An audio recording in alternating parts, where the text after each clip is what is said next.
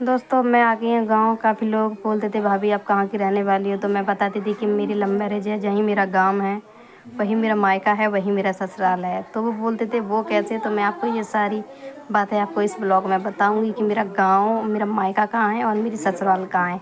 मैं एक ही गाँव के हम दोनों रहने वाले हैं। मेरे हस्बैंड जी का घर मेरे घर के पीछे है, मतलब मेरे मायके के पीछे है। तो आपको इस ब्लॉग में मैं दिखाऊंगी। हरियाली का नज़ारा देखकर भी काफ़ी अच्छा लग रहा है। ये कोल्ड बना हुआ है सामने।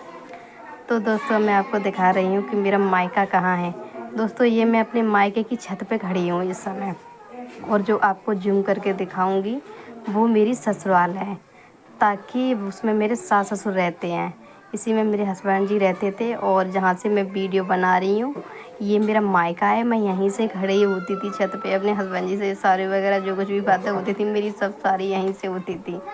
तो यही मेरे ससुराल ससुराल था, मतलब ये हिस्सा मेरी जेठानी का है। अब हिस्सा में जो आया है नया जगह, तो मेरी जेठानी का बना हुआ आया है, मेरा नहीं बना हुआ है। मैं आपको दिखाऊंगी। मेरा ऐसा ही है, अंडा उपज रहे हैं उनमें अंडी वगैरह के। तो मैं इसलिए इस जेठानी से थोड़ी मेरी खटपट चल रही है, इसलिए मैं वहाँ अपनी ससुराल जाती नहीं हूँ। मेरे सास ससुर मेरी मम्मी के यहीं आ जाते हैं। मतलब आगे वाली गली में मेरा ससुराल वो मायका है, और पीछे वाली गली में जो आपको दिख रहा है वो मेरा ससुराल है। तो दोस्तों अब मैं इस समय खड़ी हूँ अपने मायके वाली गली में, और आपको दिखा रही हूँ कि जो हिस्सा मिला है बाँट में, वो मैंने अभी दिखाया था वो मेरी जेठानी का था। तो मेरे को बिना मिला है बिना बना हुआ, मतलब बना हुआ नहीं है। तो मैं आपको दिखा रही हूँ, देखो ये नींव दिख रहा है ना, ये ही मेरा हिस्सा है। मतलब मेरे जहाँ मैं खड़ी हूँ मेरे मायके के पास में खड़ी हूँ, मायके में खड़ी हूँ। और जो हाथ करके आपको दिखा रही हूँ ये है मेरा जो हिस्सा मेरे हस्बैंड जी को हिस्सा में आया है। तो मेरी मायके वाली गली में ही मेरा जो हिस्सा है वो आया है। देखो ये है, ये मेरा मायका है जो मैं दिखा रही हूँ।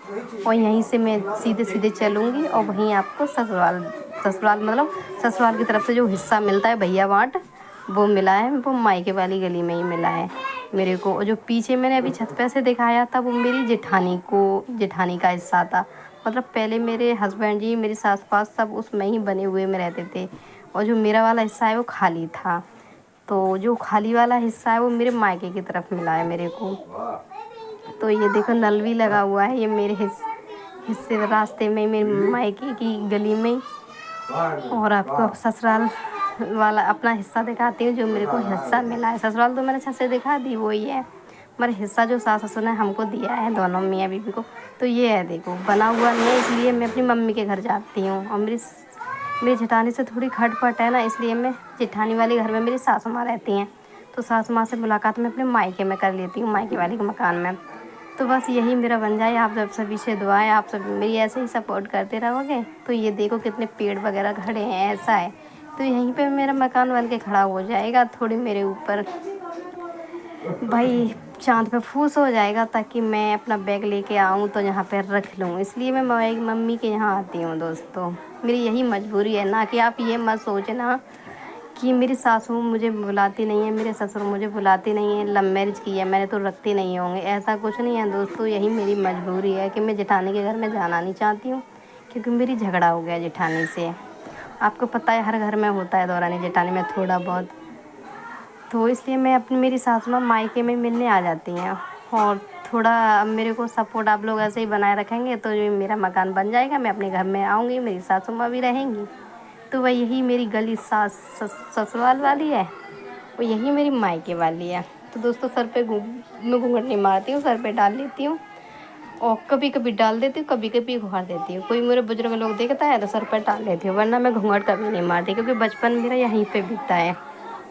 यही देखो मेरा मायका आ गया, वहाँ से सीधी सीधी चलिए अपने घर से वहीं पर यही मेरा मायका है।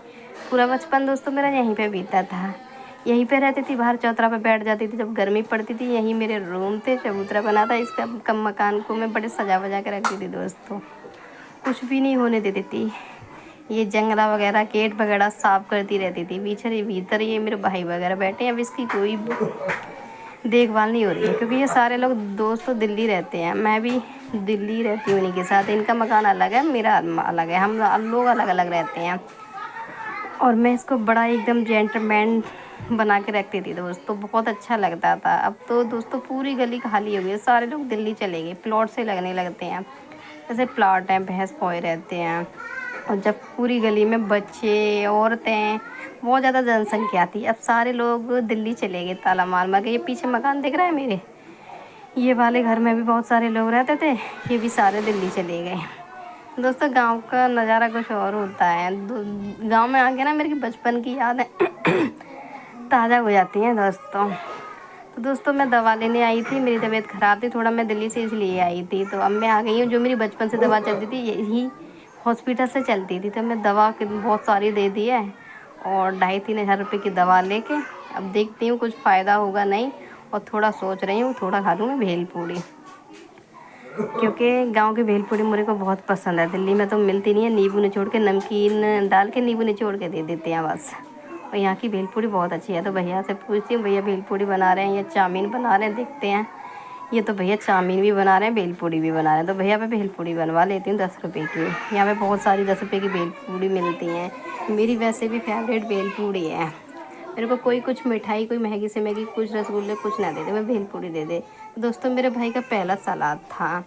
जो मेरा भाई, मैंने आपको बताया तब काफ़ी वीडियो डाली थी कि मेरा भाई ट्रेन से कट के शादी के 11वें दिन एक्सपायर हो गया था।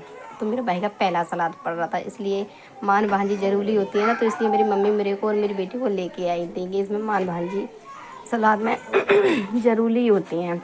तो इसलिए मैं थोड़ी दोस्तों आई थी, थोड़ी मैं अपनी तबीयत भी डाउन थी। तो मैंने सोचा मैं दिल्ली में मेरे को खुली हवा नहीं मिल रही, शायद मेरे को गांव में मिल जाए। तो मैं इस वजह से भी दिल्ली आई थी, वरना मैंने आना कैंसिल कर दिया था, कपड़े निकाल भी दिए थे।